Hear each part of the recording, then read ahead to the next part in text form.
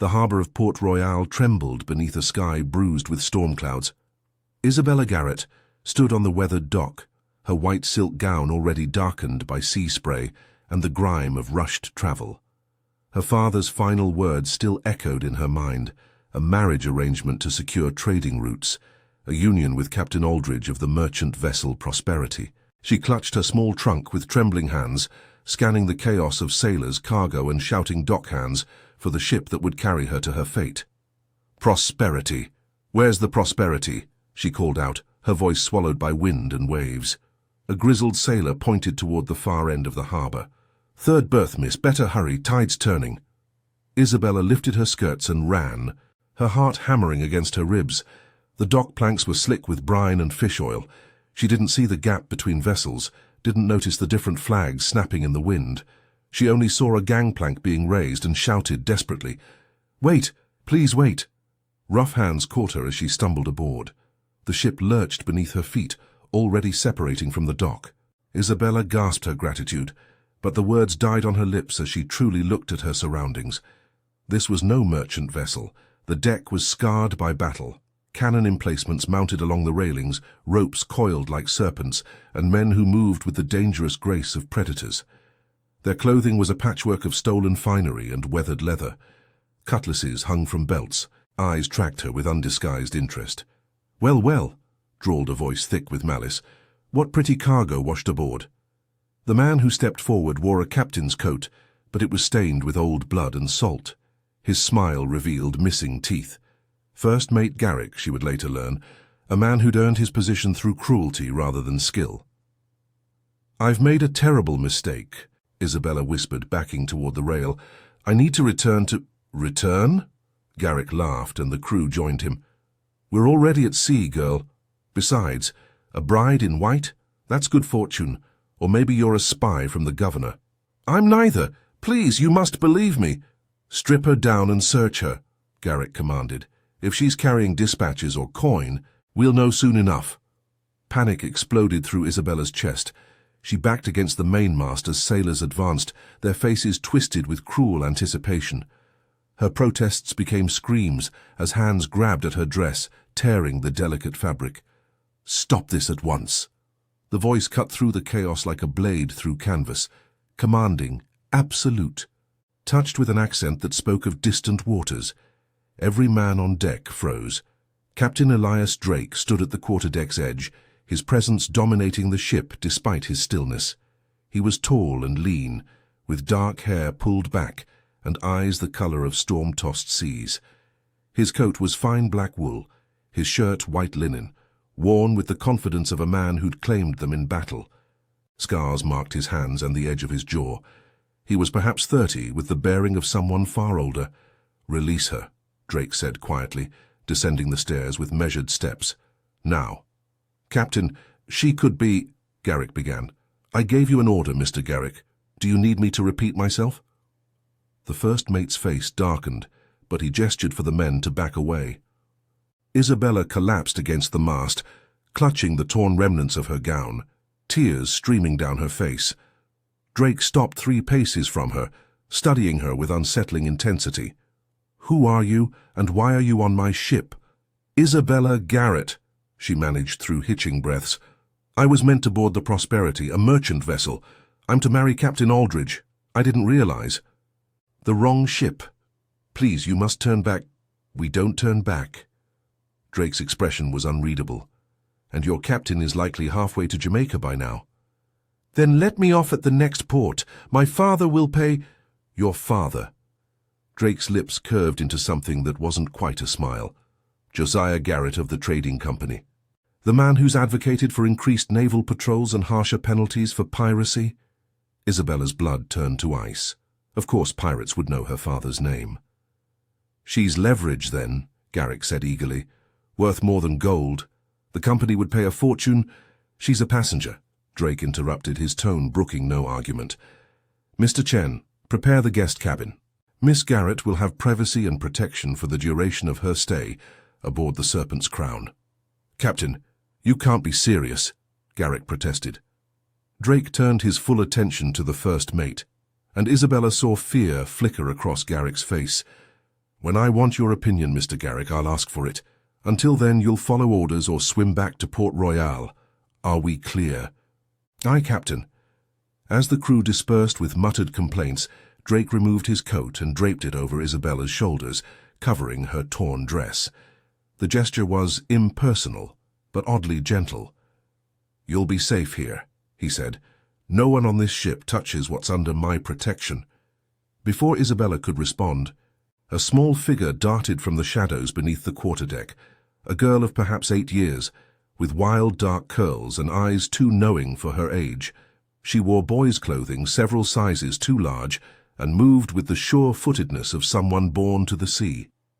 "Papa," the child said, taking Drake's hand. Then she turned those ancient eyes to Isabella, and something like recognition flickered in their depths. "The sea finally brought you to us." Drake's expression softened marginally. "This is my daughter, Lily. She has unusual ways of seeing things. Pay her cryptic statements no mind." But Isabella couldn't look away from the child, who smiled with strange certainty, as if she'd been waiting years for this very moment. Chapter 2. The Captain's Protection. The guest cabin was small but surprisingly clean, a narrow bunk bolted to the wall, a wash basin secured to a wooden stand, and a single porthole that offered a view of endless blue. Isabella sat on the edge of the bunk, Drake's coat still wrapped around her shoulders, and tried to understand how her life had shattered so completely in less than an hour. Her knock at the door made her flinch. "Miss Garrett, I'm bringing supplies." The voice was female, accented with something Mediterranean. Isabella opened the door to find a woman in her 40s, with olive skin weathered by sun and wind, wearing men's breeches and a vest over a linen shirt. She carried a bundle of clothing and a tray bearing bread, dried fruit, and fresh water. "I'm Sophia," the woman said, setting the items on the small table. "Ship's surgeon and the only other woman who'll admit to being aboard. You'll want to change before supper. The captain insists you dine with him and Lily tonight." "I don't understand any of this," Isabella whispered. "Why is he helping me? What does he want?" Sophia's expression grew guarded. "Captain Drake is complicated, but he's a man of his word. If he says you're protected, you are. Even Garrick won't cross that line, though he'll make your life miserable in small ways if he can. The first mate hates me. Garrick hates everyone, including himself. He was captain once before Drake took the Serpent's crown in a mutiny 3 years ago. Now he serves the man who defeated him because the crew won't follow anyone else." Sophia gestured to the clothing. "These should fit well enough. They belong to a passenger we rescued from a sinking merchant vessel last season. She chose to disembark at Tortuga rather than return to proper society." After Sophia left, Isabella changed into the practical clothing, a simple dress of sturdy cotton in deep blue, far more suitable for shipboard life than her ruined wedding gown. She braided her copper hair to keep it from her face and tried to steady her breathing. When the ship's bell rang for supper, a young sailor, barely 16, arrived to escort her to the captain's cabin. Drake's quarters occupied the stern, with windows overlooking the ship's wake. The space was surprisingly refined. Charts covered one wall, a bookshelf held leather-bound volumes in multiple languages, and a solid oak table dominated the center. Lily sat at one end, swinging her legs and drawing something in a worn journal. "Miss Garrett," Drake said, rising from his chair, "please sit. You must be hungry." The meal was simple but well prepared. Roasted fish, root vegetables, fresh bread. Drake ate with quiet precision, while Lily chattered about seabirds and cloud formations. Isabella picked at her food, hyper-aware of the man across from her. "You have questions," Drake said finally. "Ask them." "Why are you being kind to me? My father wants people like you hanged." "People like me?" Drake's smile was bitter.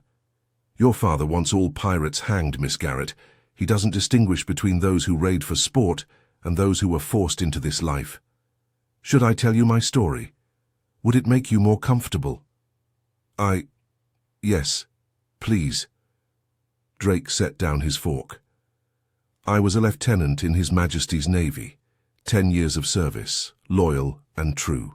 Then my captain decided that naval pay wasn't sufficient for his ambitions. He began taking bribes to ignore smugglers, eventually partnering with them outright. When I reported his corruption, he had me court-martialed for mutiny with false evidence. I was sentenced to hang. Isabella's breath caught. How did you escape? I didn't. I was aboard a prison ship bound for the gallows when pirates attacked. They freed the prisoners to help overwhelm the guards. Most of the men joined the pirate crew immediately. I tried to make my way to civilization to clear my name, but the Navy declared me a pirate the moment I survived.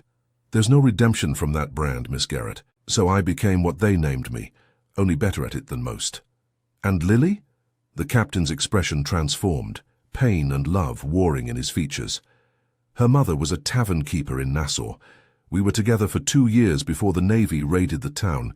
She was killed in the crossfire, murdered by the same institution I'd once served. Lily was 4. She hasn't spoken of that day since. The little girl looked up from her drawing. Papa saved 37 people from that fire. The Navy set it to flush out pirates hiding in the town. They didn't care who burned. Lily sees things others don't, Drake said softly. She knew about the raid 3 days before it happened, told me in a dream. I thought it was childhood fancy. I was wrong. Isabella looked at the child with new understanding. What did you mean earlier? About the sea bringing me? Lily smiled, that strange ancient expression again. You're supposed to be here, not on the other ship. Papa needs you. I need you. The Serpent's Crown needs you. The sea knows. That's enough prophecy for one evening, Drake said gently.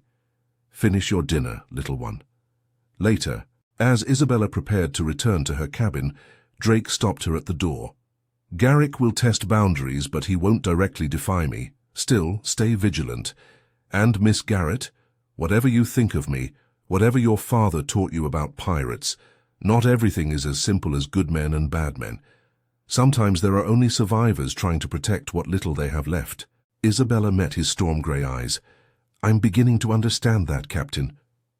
Chapter 3. Storm and Revelation. 3 days at sea transformed Isabella's understanding of the world. She learned that pirates followed codes as strict as any naval vessel.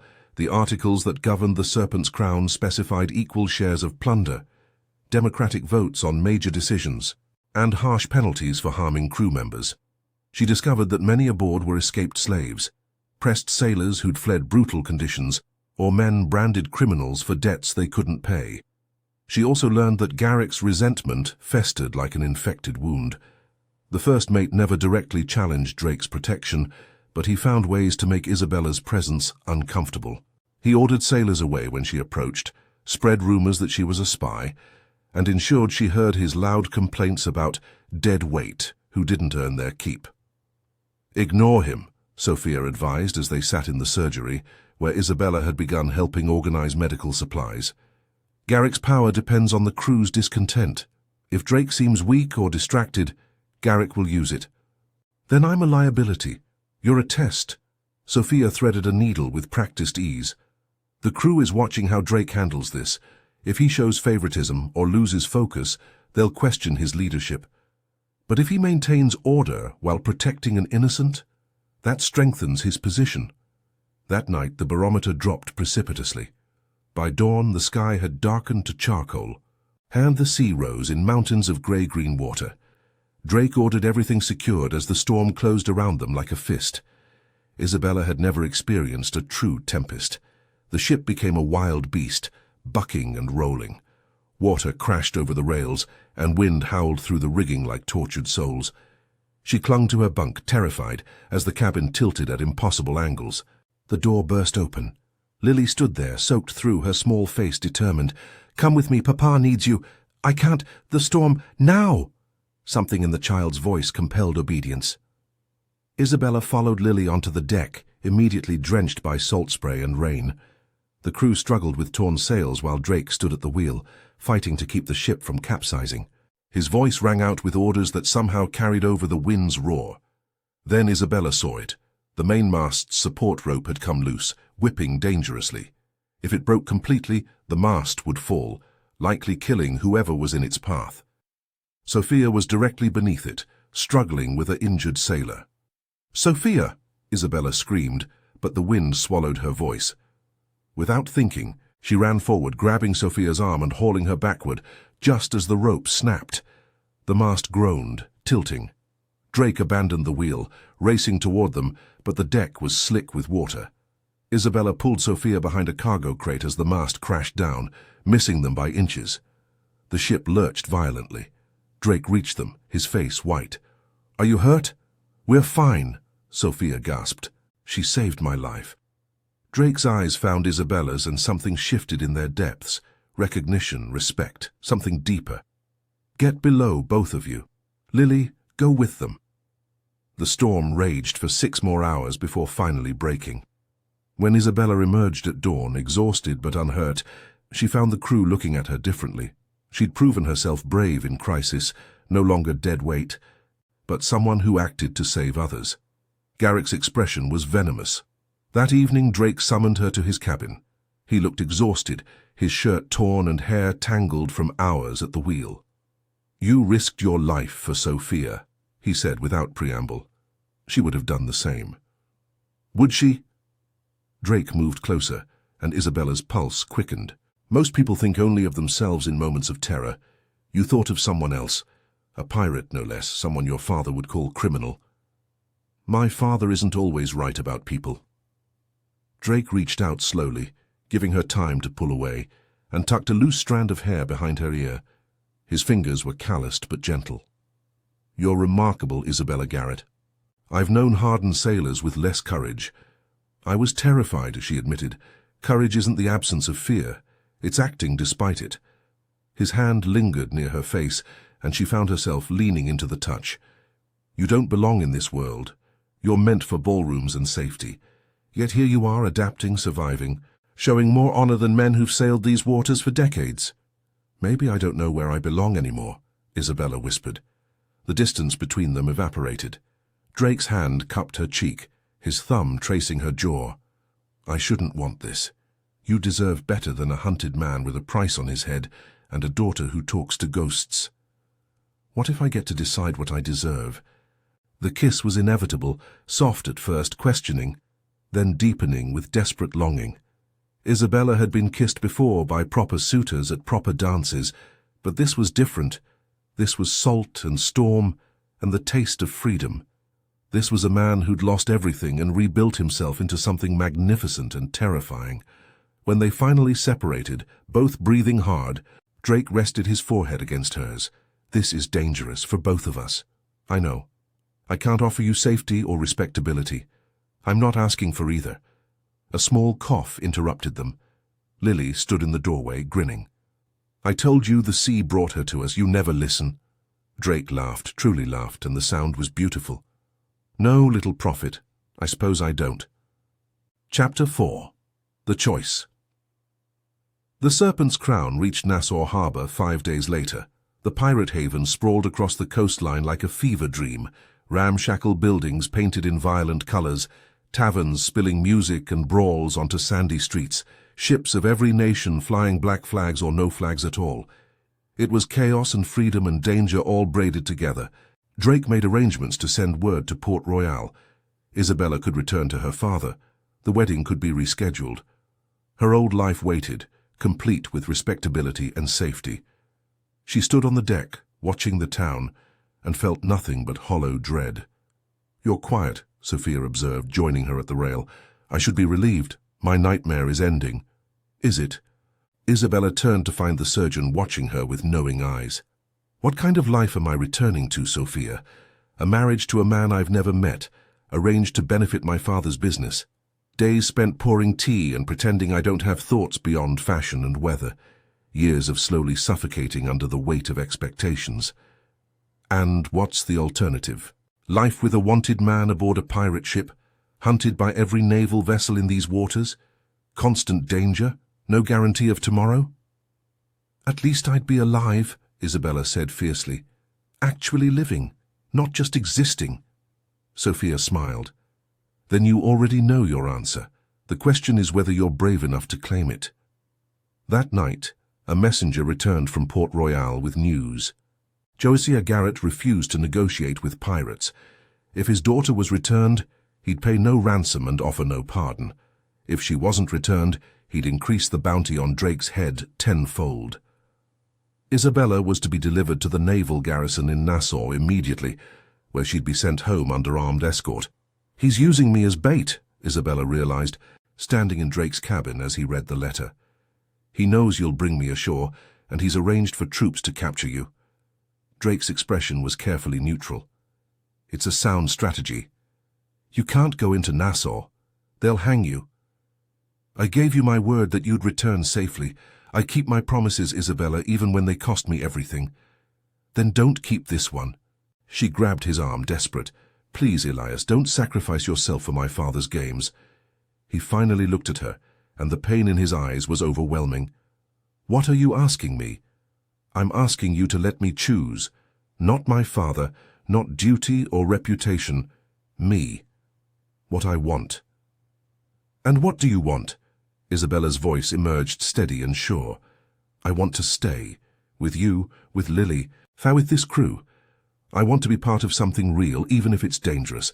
I want to feel this alive every day for however long I have. I want you." Drake closed his eyes briefly. "You don't understand what you're choosing. There's no going back from this, Isabella. Your father will disown you. Society will call you fallen, ruined. You'll be branded pirate's consort, hunted alongside me." "I know, and I'm still choosing it." "Why? Why would you give up everything?" "Because for the first time in my life I'm not giving up anything." Isabella's voice rose, passionate. "I'm finally gaining something worth having. Freedom, purpose, love. Yes, love. Don't look shocked. I've fallen in love with a pirate captain who reads philosophy and protects his crew and raises his daughter with tenderness. I've fallen in love with this impossible, terrifying, beautiful life. So unless you're going to tell me you don't feel the same—" Drake kissed her, fierce and claiming, his hands tangling in her hair. When he pulled back, his eyes blazed with emotion. "I've loved you since you ran toward danger to save Sophia. Maybe before, the moment you stood on my deck, terrified but defiant. But I couldn't ask you to share this life, Isabella. I still can't. It's too much. You're not asking. I'm telling you. I'm staying." A small hand tugged Isabella's sleeve. Lily looked up at both of them, eyes shining with tears of joy. "I knew you'd choose us. The sea knew. It brought you home." The next morning, Drake called the crew to assembly. Isabella stood beside him as he explained the situation, her father's trap, the need to leave Nassau immediately, and her decision to remain aboard. "This changes things," Drake said. "We'll be hunted more aggressively now. Miss Garrett's choice makes her one of us, which means she's entitled to vote on our heading and share in our fortune. All in favor of accepting Isabella Garrett as full crew member?" The vote was unanimous. Even Garrick, sullen but defeated, raised his hand. As the Serpent's Crown sailed out of Nassau harbor with the tide, Isabella stood at the bow, salt wind in her face and Drake's hand in hers. Behind them, Lily laughed as she taught a parrot to say prophecies. Around them, the crew moved with purpose and strange contentment. "No regrets?" Drake asked quietly. Isabella looked at him, this remarkable man who'd survived betrayal and loss and built something honorable from ruins, and smiled. "Not a single one. The sea brought me to you, Captain Drake, and I'm never letting go." He pulled her close, and together they watched the horizon expand into endless blue possibility.